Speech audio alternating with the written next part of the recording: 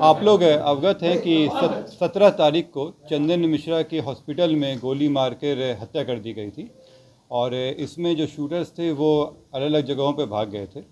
अनुसंधान शुरू करते हुए पटना पुलिस के द्वारा विभिन्न जगहों पर रेड छापामारी लगातार की जा रही थी और इसमें कई लोगों से पूछताछ की गई। इसमें जब टीम को भेजा गया अलग जगहों पर तो जो इसमें मेन शूटर थे तौसीफ़, उनको कलकत्ता में घेरा गया। कलकत्ता पुलिस, कलकत्ता एसटीएफ के द्वारा बहुत ही सराहनीय सहयोग दिया गया हम लोगों को और उस सहयोग के बदौलत ही तौसीफ़ की गिरफ्तारी कलकत्ता से हो पाई है। तौसीफ़ के साथ 3 अन्य व्यक्ति भी वहाँ पे मिले हैं जिनका इस षड्यंत्र में रोल रहा था।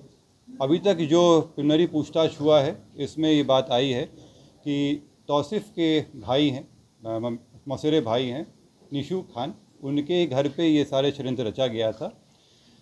षड्यंत्र रचने में कई जगहों से इनपुट आया था, लेकिन निशू खान के घर पे ही लोग जमा हुए थे, वहीं से ये कार्य किया गया था। निशू खान के अलावा जो 2 व्यक्ति और पकड़ाए हैं ये उनके सहयोगी रहे हैं और उसमें उनके भागने में सहयोग किया गया था। तौसीफ़ खान पूर्व में भी अपराधी रहे हैं, इन पे पूर्व में NDPS, arms act, attempt to murder का केस रह चुका है। निशू खान के ऊपर भी रंगदारी और आर्म्स एक्ट के केस पहले भी रह चुके हैं। इसमें बाकी जो 2 लोग हैं, 2 लोगों के बारे में आपराधिक इतिहास हम लोग निकलवा रहे हैं। इन चारों को कलकत्ता में पकड़ा गया है। कलकत्ता में पकड़ने के बाद इसमें विधिवत इनका ट्रांजिट रिमांड के लिए अप्लाई किया गया है। ट्रांजिट रिमांड लेकर इनको यहाँ लाया जाएगा और फर्दर पूछताछ किया जाएगा। इसमें मैं फिर से पटना पुलिस के तरफ से कलकत्ता पुलिस और कलकत्ता STF के लिए बहुत ही शुक्रगुजार हूँ कि जिस तरह से उन्होंने सहयोग किया है इसी तरह से ये सहयोग अपेक्षित है और हम सभी जितने भी अलग अलग जगहों के पुलिस हैं एक दूसरे को सहयोग करें तो ये अपराध पे एक बड़ी चोट हम लोग कर सकते हैं। सर, इसमें निशू खान का स्टेटमेंट आया है कि वो इसमें इन्वॉल्व नहीं था और वो वहाँ था भी नहीं। निशू खान के घर पे ही ये कार्रवाई हुई थी और निशू घटना के थोड़ी देर पहले ही निशू खान ने अपनी गाड़ी से इन लोगों को लेकर भागा। वो गाड़ी में मौजूद था, उसी की गाड़ी का इस्तेमाल किया गया था, उसके एविडेंस आए हैं हम लोगों के पास। बाकी जो अनुसंधान का विषय है, अनुसंधान में जैसा आता है वैसा हम कार्रवाई करेंगे। ये सब अनुसंधान का विषय है। जब उनको ट्रांजिट रिमांड से यहाँ लाया जाएगा, कोर्ट में प्रस्तुत किया जाएगा, फिर हम लोग रिमांड लेकर उनसे पूछताछ करेंगे। कौन लोग हैं सर जिनको अरेस्ट किया गया कोलकाता से? उसमें उनके सहयोगी हैं हर्ष और दूसरा है भीम। ये निशू के साथ में रहते थे और निशू को पूर्व में गोली लगा था, इसलिए उसके केयर टेकर के रूप में ये लोग थे। सुबह भागने में और तौसीफ़ को भगाने में और छिपाने में इनका अहम रोल है।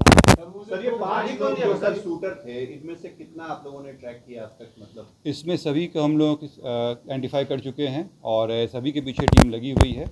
जो मेन थे तौसीफ़, इनकी गिरफ्तारी हो गई है, बाकी लोगों पे भी जल्द ही कार्रवाई होगी। मतलब 4 शूटर अभी भी फरार हैं। और जैसे मैंने कल बताया था आप लोगों को, इन्फॉर्मेशन भी दिया था कि 3 के विरुद्ध हम लोग इश्तिहार लिए थे।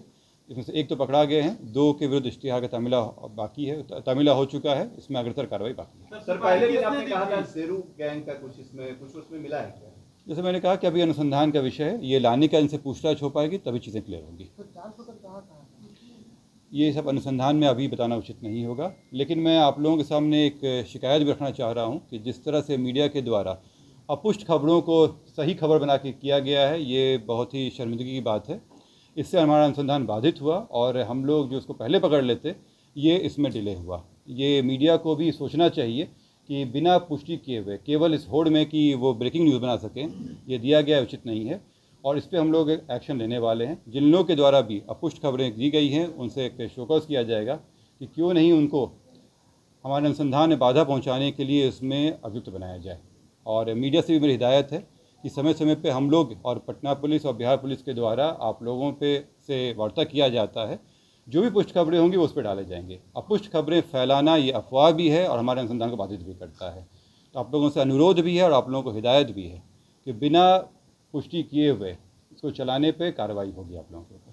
कितने लोगों को हिरासत में अभी भी आप लेकर रखे हैं? इनसे पूछताछ हो रही है। अब जैसे मैंने बताया कि 4 लोगों को कलकत्ता में ट्रांजिट रिमांड के लिए ले जाया गया है, कोर्ट की प्रक्रिया है।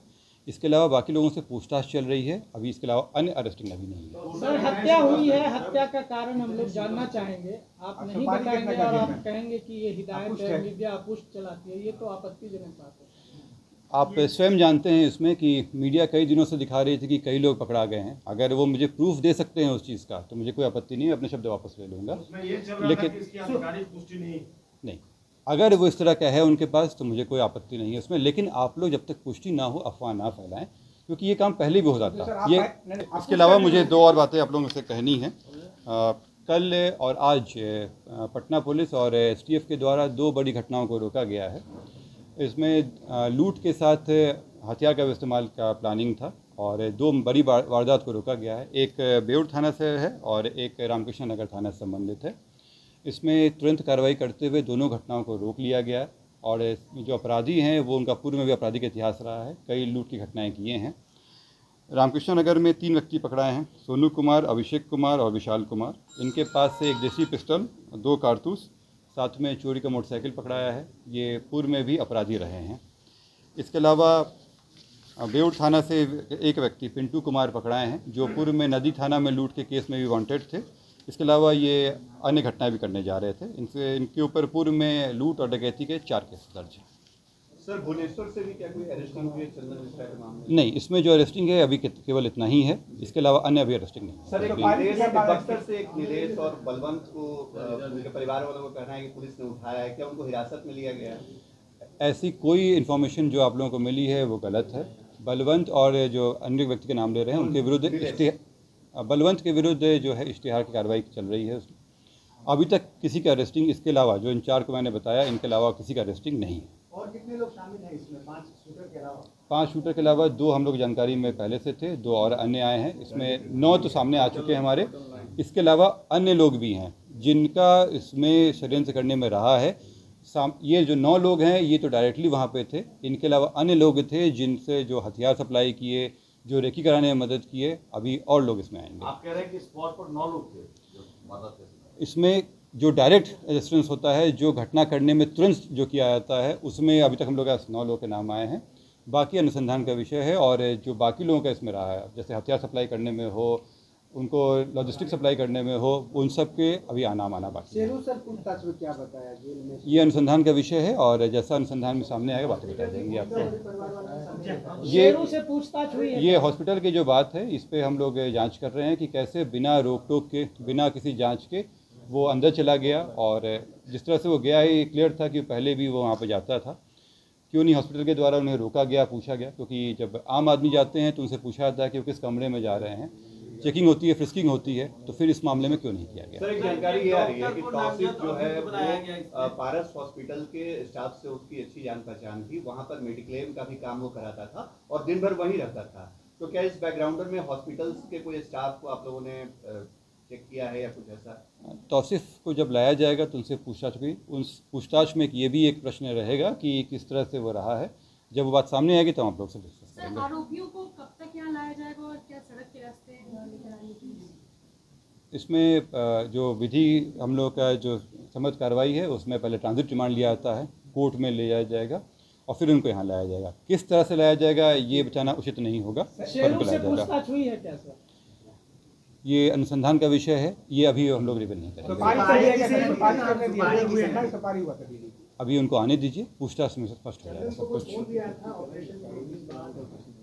ये चीज़ें जब तक आप लोगों को एविडेंस के साथ हम लोग प्रस्तुत ना कर दें अभी उस पर हम लोग कमेंट नहीं करेंगे। सर, पुलिस की लापरवाही भी सामने आई है।